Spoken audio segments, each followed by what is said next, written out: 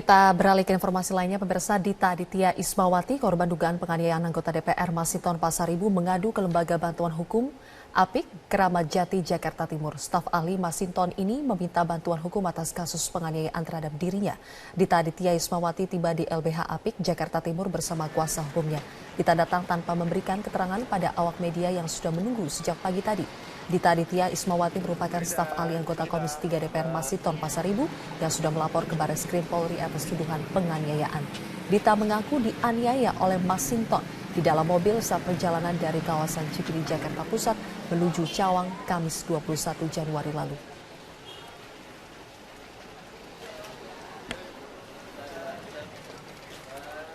Sementara itu, Ketua Mahkamah Kehormatan Dewan Surahman memastikan belum ada laporan terkait dugaan pemukulan oleh anggota DPR fraksi PD Perjuangan Masinton Pasaribu terhadap seorang staf ahlinya Dita Aditya. Namun MKD justru menyerahkan proses hukumnya ke pihak kepolisian yang kini tengah berlangsung di Barreskrim Polri. Kita masih memantau ya nanti apakah dari pihak kepolisian ada komunikasi dengan kita, ya itu kita memantau. MKD sendiri sudah akan memproses ini atau belum? Saat ini belum. Kenapa tuh, Pak? Ya kan belum ada dorongannya. Karena belum ada laporan dari Nah, itu pinter tuh. Iya. Laporannya berarti memang belum diterima oleh MKD? Iya, belum. Anggota DPR RI fraksi PD Perjuangan Masinton Pasaribu membantah telah melakukan penganiayaan terhadap asisten pribadinya Dita Aditya hingga menyebabkan luka lebam di bagian mata. Asisten pribadi Masinton, Dita Aditya, yang juga merupakan Sekretaris Biro Perempuan dan Anak DPW Partai Nasdem DKI Jakarta, mengaku dipukul Masinton hingga mengalami luka lebam pada bagian kelopak matanya. Dita pun telah melaporkan dugaan penganiayaan itu ke Barreskrim Polri. Anggota Advokasi dan Bantuan Hukum Partai Nasdem, Wibi Andrino, menjelaskan, sebelum Dita mengalami luka, sempat terjadi perdebatan hingga berujung 2 kali pemukulan terhadap Dita di dalam mobil. Dita dituduh membocorkan rahasia Masinton ke partai lain. Waktu tadi ada rapat DKI, kita lihat ini kenapa ini mata? Matanya lebam. Saya tanya kenapa? Nggak mau cerita. Lama-kelamaan, akhirnya dia mau cerita juga. Situ langsung saya telepon Pak Masinton. Ada apa ini dengan Dita? Pak Masinton, ya. Beliau bilang, nggak ada itu. Bukan saya nggak pernah ini. Dita ini kan juga staf saya, nggak mungkin saya melakukan itu. Saya tanya ada perdebatan itu kisar tentang ya masih kan sempat juga kan soal waktu di RDP dengan Jaksa Agung itu mungkin ada cekcok di situ. Akhirnya terpukul lah kita 2 kali. Baru saja dapat. Sementara itu, Ketua DPR Ade Komarudin berjanji akan mendalami kasus dugaan penganiayaan yang dilakukan politikus PDI Perjuangan Masinton Pasaribu. Kita akan dalami ya, dan kita akan salurkan kepada institusi sesuai dengan mekanisme yang berlaku. Ya, kita akan konfirmasi terlebih dahulu kepada fraksi PDIP dan nanti biar PDIP nanti yang menindaklanjuti untuk sementara. Dituduh memukul asisten pribadinya, anggota Komisi 3 asal fraksi PDI Perjuangan Masinton Pasaribu membantah. Menurut Masinton, luka lebam yang dialami Dita karena tidak sengaja terpukul oleh staf tenaga ahlinya yang tengah mengemudikan kendaraan. Atas kasus ini, Masinton dijerat pasal 351 tentang penganiayaan dengan ancaman hukuman lebih dari 5 tahun penjara. Tim Liputan.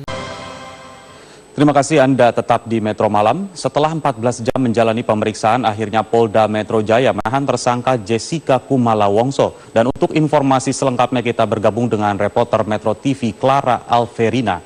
Ya Clara, bagaimana tadi proses akhirnya Jessica ditangkap atau ditahan oleh Polda Metro Jaya? Ya Nabil, Jessica Kumala Wongso malam ini resmi ditahan oleh Direktorat Reserse Kriminal Umum Polda Metro Jaya. Penahanan ini sudah resmi dilakukan mulai tadi malam pukul 10:30 dan akan diberlakukan hingga 20 hari ke depan. Hal ini tadi dinyatakan secara resmi oleh Kombes Pol Krisnamurti. Krisnamurti tadi menjelaskan bahwa hari ini pemeriksaan dari Jessica Kumala Wongso sudah berakhir, namun bisa saja akan dilanjutkan untuk besok. Dan dari pemeriksaan hari ini, Jessica menjalani pemeriksaan oleh penyidik Direktorat Reserse Kriminal Umum Polda Metro Jaya dengan statusnya sebagai tersangka.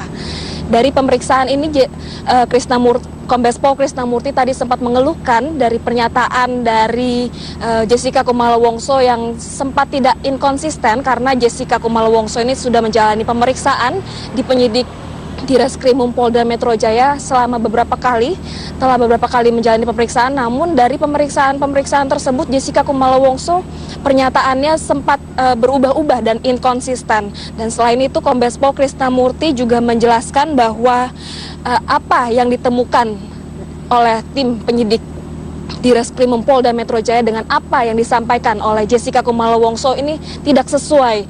Oleh karena itu, dari tim di Reskrimum Polda Metro Jaya masih membutuhkan waktu yang lebih lama untuk mendapatkan pernyataan dari Jessica Kumala Wongso ini. Dan tadi juga secara resmi Kombes Pol Krisnamurti menjelaskan bahwa ada dua alasan, yakni alasan subjektif dan juga alasan objektif mengapa akhirnya Jessica Kumala Wongso ini ditahan. Yakni secara subjektif alasannya karena dikhawatirkan tersangka Jessica Kumala Wongso ini mengulangi perbuatan yang sama, dikhawatirkan juga Jessica Kumala Wongso ini melarikan diri. Selain itu juga ditakutkan tersangka berusaha menghilangkan alat-alat bukti. Nah, selain itu secara objektif, Kombes Pol Krisnamurti juga menyatakan bahwa untuk gelar perkara ini masih dibutuhkan pernyataan dari Jessica Kumala Wongso. Dan berikut adalah pernyataan dari Kombes Pol Krisnamurti. Untuk dilakukan penahanan, itu mulai nanti dihitung ya. Malam ini nanti pukul 22.30 pada tanggal 30 Januari 2016. Ya. Penahanan berlaku untuk 20 hari. Ya, 20 hari nanti apabila penyidikan membutuhkan proses lanjutan, kami akan meminta perpanjangan penahanan dari jaksa penuntut umum.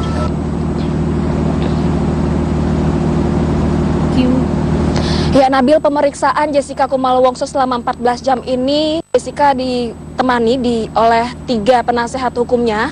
Dan usai pemeriksaan tadi sekitar pukul 10:30 malam, Jessica Kumala Wongso keluar dari ruang penyidik dengan muka yang lesu dan tertunduk. Tidak seperti biasanya karena seperti yang kita tahu, Jessica Kumala Wongso ini dikenal sebagai sosok yang ramah dengan media dan kerap menebar senyum. Namun kali ini ekspresinya sedikit berbeda. Jessica tertunduk dan langsung menuju ke ruang tahanan Direktorat Reserse Kriminal Umum Polda Metro Jaya. Kembali ke Anda di studio, Nabil. Baik, terima kasih. Saat ini proses pemeriksaan Jessica tersangka kasus pembunuhan Mirna masih berlangsung di Polda Metro Jaya, dan untuk mengetahui informasi terkini dari sana kami ajak Anda bergabung bersama dengan rekan kami, ada reporter Rahka Susanto di sana. Rahka, bagaimana jalannya pemeriksaan Jessica sejauh ini? Oke, dari pantauan kami sampai dengan saat ini Jessica masih berada di dalam ruangan pemeriksaan di Direskrimum Polda Metro Jaya. Tidak ada pihak kepolisian yang memberikan keterangan kepada wartawan sejauh ini. Meskipun demikian, dari informasi yang kami dapatkan bahwa pemeriksaan Jessica di siang hari tadi ini tidak didampingi oleh tim kuasa hukum, namun tim kuasa hukum Jessica sendiri sudah memberikan arahan-arahan terkait apa saja yang nantinya harus Jessica ungkapkan dalam pemeriksaan kali ini. Pemeriksaan kali ini juga untuk meyakinkan kembali berbagai macam statement-statement yang disampaikan oleh Jessica Kumala Wongso, dikarenakan pihak kepolisian sendiri sudah merilis bahwa ada perbedaan statement yang berubah-ubah yang dilakukan oleh Jessica Kumala Wongso dalam beberapa kali pemeriksaan. Bahkan beberapa waktu yang lalu ayah Mirna, Dermawan Salihin, juga sempat menyebutkan adanya perbedaan keterangan yang disampaikan oleh Jessica, termasuk juga Jessica menyampaikan keterangan yang berbeda dengan fakta yang ditemukan oleh Direskrimum Polda Metro Jaya. Zakia. Raka, kalau kita tahu beberapa kali pemanggilan kemarin Jessica ini didampingi oleh pengacaranya atau kuasa hukumnya. Apakah kali ini sudah ada informasi yang Anda dapatkan terkait dengan kehadiran kuasa hukum Jessica untuk pemeriksaan kali ini? Sampai dengan sore ini kuasa hukum Jessica masih belum datang ke Direskrimum Polda Metro Jaya. Dari informasi yang kami dapatkan memang tadi siang kuasa hukum Jessica masih berada di Surabaya. Namun saat kami coba konfirmasi melalui telepon, ini nomor yang bersangkutan sudah tidak dapat dihubungi.